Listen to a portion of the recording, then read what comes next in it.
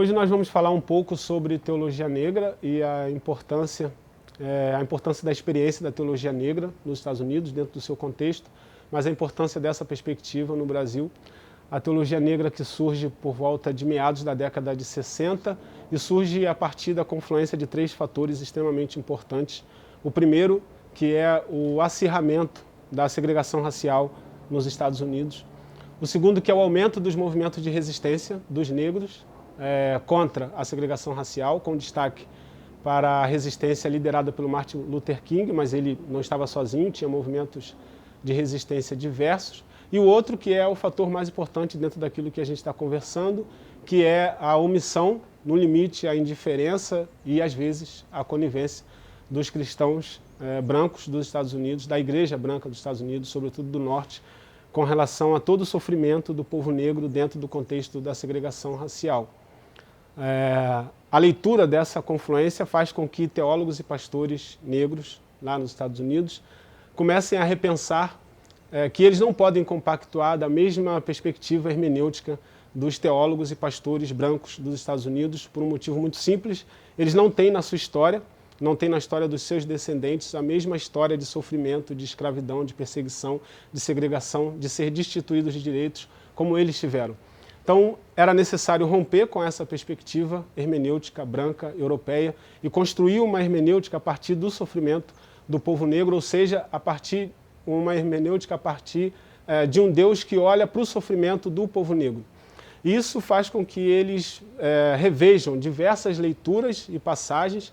Por exemplo, algo que é muito comum dentro da nossa realidade, que é muito comum nas nossas escolas dominicais, quando a gente trata de passagens que citam o Egito ou citam a Etiópia, como se esses países não fossem na África.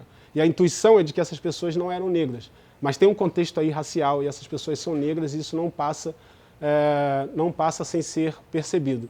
Então eles começam a fazer essa releitura. E por que essa perspectiva é importante para o Brasil, de uma maneira resumida? Porque uma perspectiva como essa da teologia negra nos ajudaria a fazer uma releitura do contexto do negro dentro da sociedade brasileira.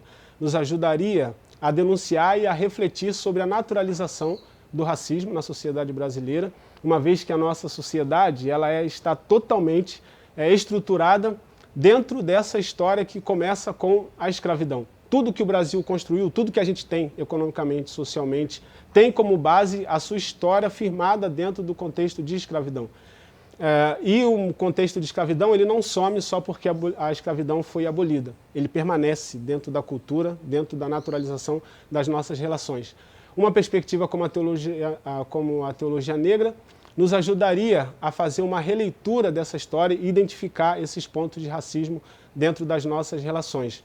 E nós podemos perceber isso, por exemplo, na invisibilidade que a teologia negra tem dentro dos nossos seminários e faculdades de teologia, em que os autores não são lidos, em que os artigos não são lidos, em que os livros não são lidos, em que a nossa teologia permanece presa à hermenêutica europeia. Talvez seja esse o momento, sobretudo quando a gente quer, a partir de uma teologia que tire um pouco da espiritualização do contexto material e, ao contrário, faça uma leitura a partir do corpo, esse corpo que está na periferia, esse corpo que está marginalizado, esse corpo que está perseguido. Faça uma leitura a partir desse contexto, desse que é o principal segmento que estão na maior parte das penitenciárias, os maiores assassinados, os maiores perseguidos, os maiores abordados, que têm os trabalhos mais precários e menos acesso à educação, por exemplo. Talvez seja esse o momento da gente repensar a partir da perspectiva como uma perspectiva da teologia negra, que não fala de uma segregação, mas fala como que trazendo um microfoco para esse universo que é tão marcante dentro das desigualdades da nossa sociedade, que é o racismo e toda a violência que o racismo faz cotidianamente.